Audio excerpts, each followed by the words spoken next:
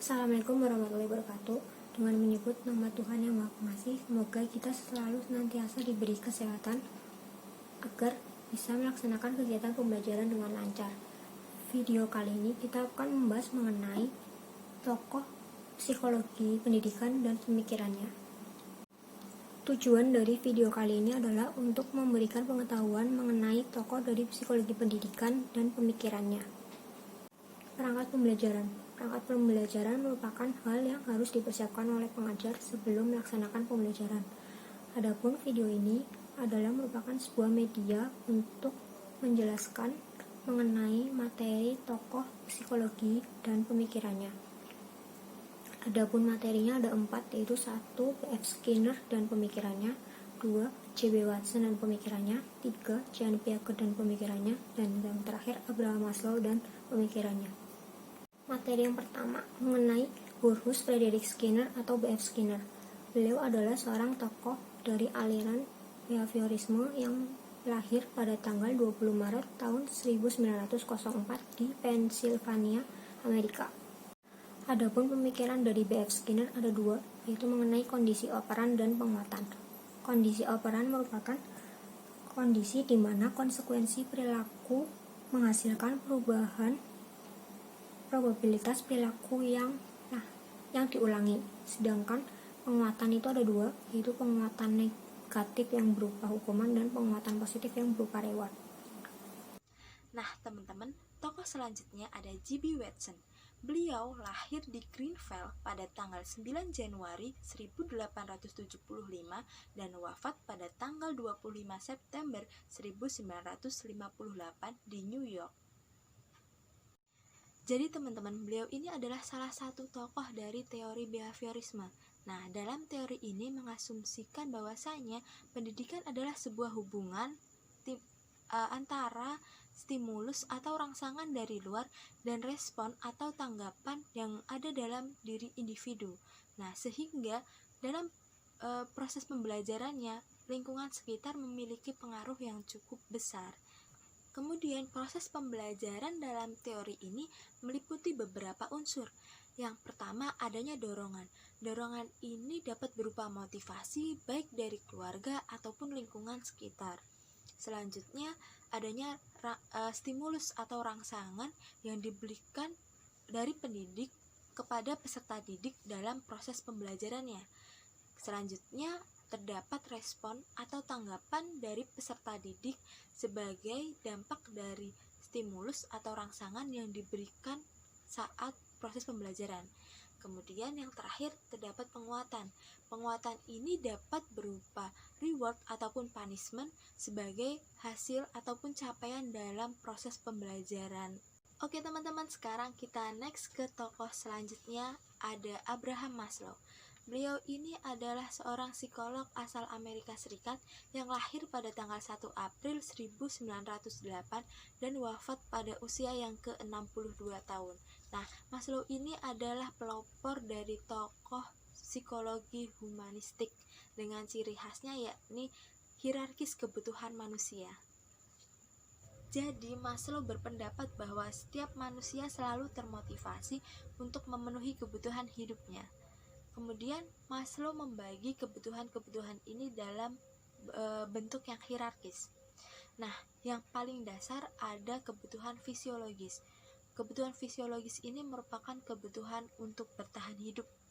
Contohnya, butuh makan, butuh minum, dan butuh tempat tinggal. Nah, selanjutnya ada kebutuhan rasa aman. Kebutuhan rasa aman ini kebutuhan manusia untuk mendapatkan jaminan perlindungan, keamanan, dan ketenangan. Kemudian di tingkat selanjutnya ada kebutuhan sosial. Manusia sebagai makhluk sosial membutuhkan afeksi dari keluarganya ataupun relasi-relasi yang ia punya. Kemudian manusia juga butuh penghargaan. Penghargaan ini merupakan pengakuan dari orang sekitar akan capaiannya atas status atau jabatan yang ia telah capai. Nah, kemudian yang terakhir ada aktualisasi diri. Nah, manusia memiliki kebutuhan untuk mengembangkan dirinya. Nah, teman-teman, dalam teori humanistik ini berasumsi bahwa belajar adalah proses memanusiakan manusia, sehingga tujuan utama para pendidik adalah untuk membantu peserta didik dalam menggali potensi dan keunikan-keunikan yang ada dalam diri setiap peserta didik.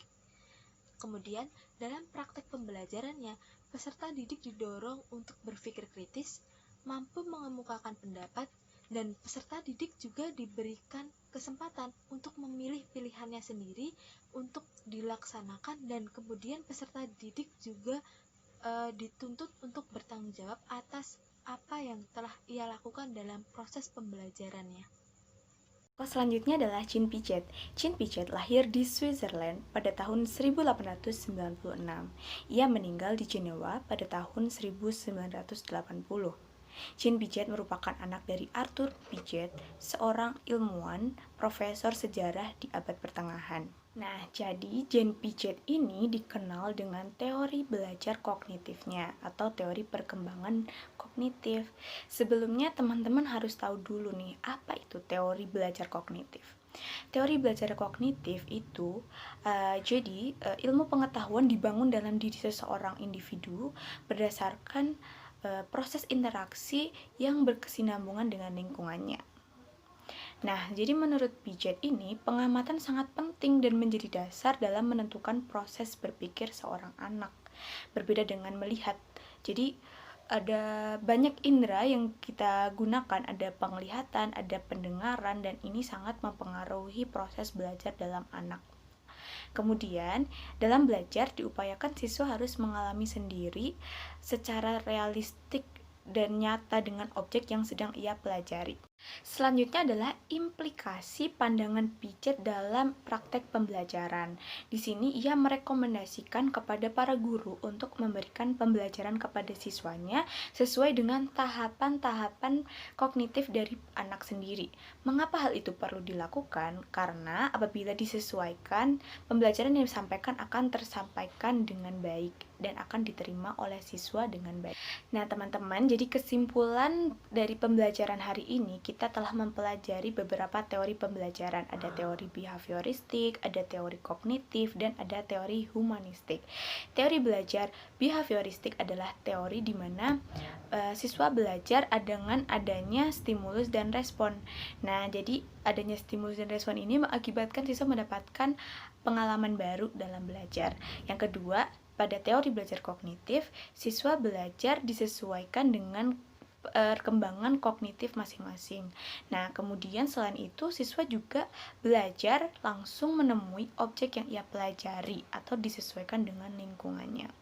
Nah, dan selanjutnya yang ketiga adalah teori belajar humanistik, yaitu teori yang bertujuan untuk memanusiakan manusia. Tujuan belajar teori humanistik di sini adalah siswa dibantu untuk menemukan dirinya sendiri agar menjadi manusia yang unik dan mencari tahu apa potensi yang ada dalam diri mereka sendiri.